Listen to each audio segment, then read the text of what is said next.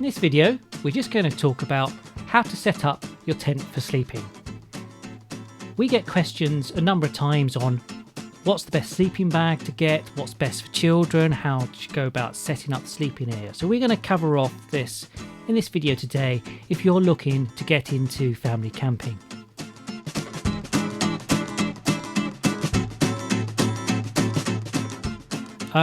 If you went on any school trips perhaps as a child, you may have just gone with a foam roll mat and a sleeping bag. And whilst roll mats are cheap, if you're investing in doing family camping, it's not something we recommend that you get. They're rather uncomfortable and there are better options available these days. Now, the vast majority of people camp with air beds. These get inflated with a hand pump, a foot pump, and you can even get a 12-volt electric pump that will plug in and use your car's battery. The airbeds are a lot more comfortable than roll mats. There are a couple of downsides. They could get a bit cold, and we'll cover that off in a minute. And if you're in a double, when the other person moves, you may bounce a bit. It's not quite as bad as bouncy castle, but you get the idea. Now, an alternative to airbed is a SIM, or self-inflating mat.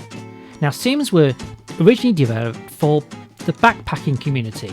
They could pack down smaller than a roll mat, and yet they'd inflate with air to be more comfortable than a roll mat.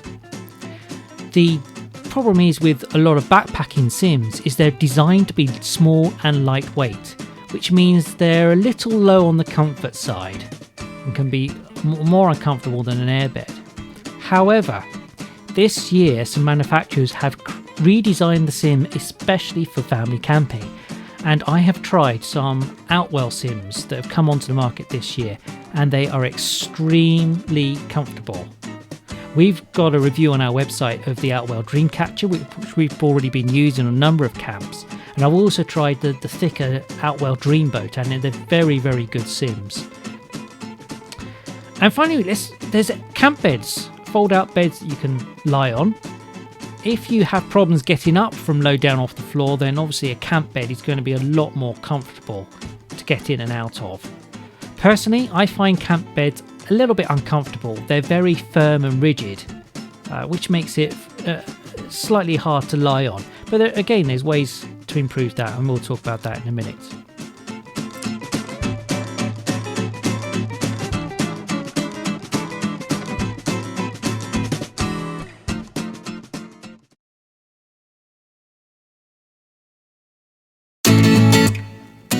Here you are, snug as a bug, on your airbed, sleeping in your tent. We're just going to go through a quick tip now on how to stay warm, which you won't find if you just went out to your camping store and just bought some airbeds and sleeping bags. The problem is when you're camping, you're actually sleeping on the ground, and you can lose a lot of heat through the ground. And when you lose that heat, the air inside your airbed becomes cold, which unfortunately makes you cold. And this is often how people end up becoming very cold when camping. It's not quite like at home. When it's cold at home, you may throw an extra blanket over the top of the bed. But of course at home, you're sleeping a long way from the cold, hard ground. When you're camping, it's different. So the simple solution to this is to place something underneath the airbed. That will provide you with some ground insulation, which will minimise some heat loss. Now, what you put underneath is really up to you. We take some fleecy throws from home and put underneath. We've also got a woolly picnic blanket goes underneath. I've even used thin packing foam, and that provides enough of an air barrier to provide some insulation from the cold ground. Now, insulation under the tent is especially important if you extend your camping season from spring through to autumn. Of course, you can go even further by placing another layer underneath your sleeping bag and on top of the airbed. And that should start making things very comfortable. It sounds counterintuitive, you want to put your blankets on top, but actually what you need to do first is insulate underneath. And believe me, this little thing makes a huge difference. Now, of course, it can still get very cold, especially in spring, and you may still want to put some blankets over the top as well, but you must insulate underneath. Now, if you do still have some camping foam roll mats, of course, put them underneath. They still work as additional insulation absolutely fine. If you're going out to buy roll mats, then look for the foil lined foam mats. The foil provides that little bit of a better insulation barrier. But really, one of the best things to get is just get some fleecy blankets.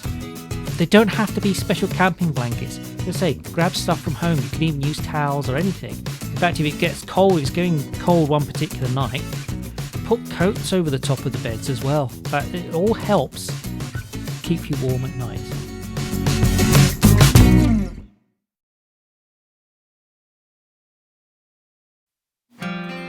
Now, so let's look at what might be a better sleep-in setup.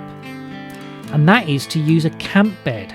Because camp beds raise you up off the ground, so you don't lose a lot of heat through the ground. But as I said before, they can be a little bit uncomfortable. Of course, the solution to that is to get one of these new comfortable family camping sims. Put that over the top of the bed and you've got a bed with a mattress. Add another blanket for additional insulation, and hey presto, you're very snug and a nice comfortable sleeping setup.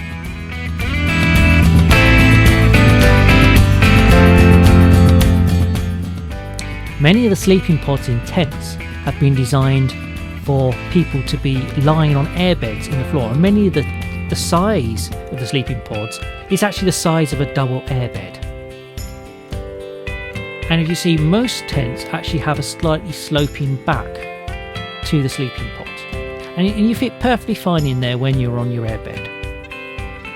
The problem is with some tents is that as soon as you get a camp bed in there, that sloping back, well, that's going to drape over the top of you, and sometimes you can get condensation on there, and that means you could also get a bit damp.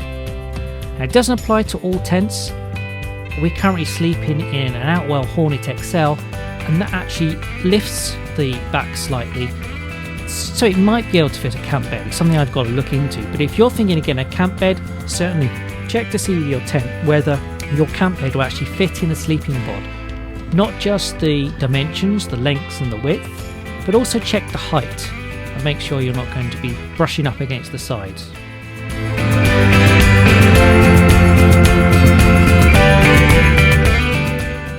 So another question we sometimes get is which way to lie in your tent. Do you lie with your feet by the door of your sleeping pod, or do you lie with your head by the door of your sleeping pod? And the answer is, it doesn't really matter. It's completely down to personal preference as to which way you lie. However, there is one thing that you do need to take into account.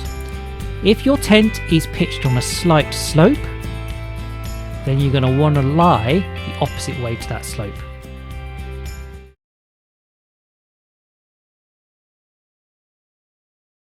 This is an Easy Camp Devil 400 sleeping bag. It's a 3-season sleeping bag. Sleeping bags are rated in season. 1 season is really warm summer. 2 season is not so warm summer, i.e. British summer. A 3 season should take you through spring, summer and autumn. And a 4 season is rated for winter. We found the best compromise has usually been a 3 season sleeping bag, because we like to camp from spring, Easter time through to September. So a 3 season sleeping bag is pretty good. It will be warm in the summer, but then again in the summer, as with most people, you sleep with the sleeping bag unzipped or even sleep on top of the sleeping bag.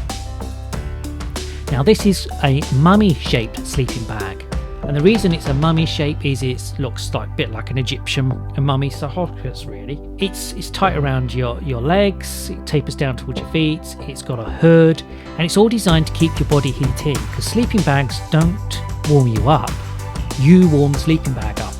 They work simply by keeping your body heated. Another option is to go for a square shaped sleeping bag, and this is another one that we've been trying this year, the Coleman Breckenridge. which is a double sleeping bag. Actually, it's the first double sleeping bag in all these years camping that we've actually tried.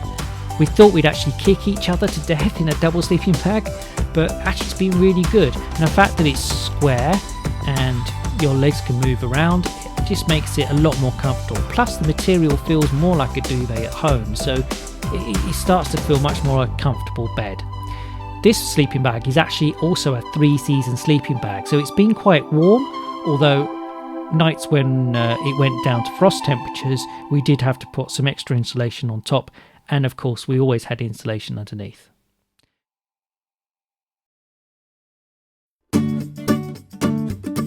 So now let's talk about some special considerations for kids, especially young kids.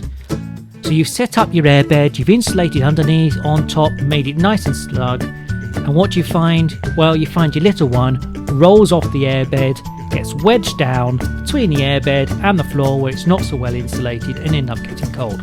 Well, that's what we found anyway. There is a solution to the problem, and that's get one of these airbeds with raised sides. And this is what our youngest is currently in at the moment, and since we got it, we've had none of those problems at all. We insulate underneath, we insulate in it, put a sleeping bag, put more covers on top. He's snug as a bug, he doesn't go anywhere. So really recommend getting one of these if you have someone small.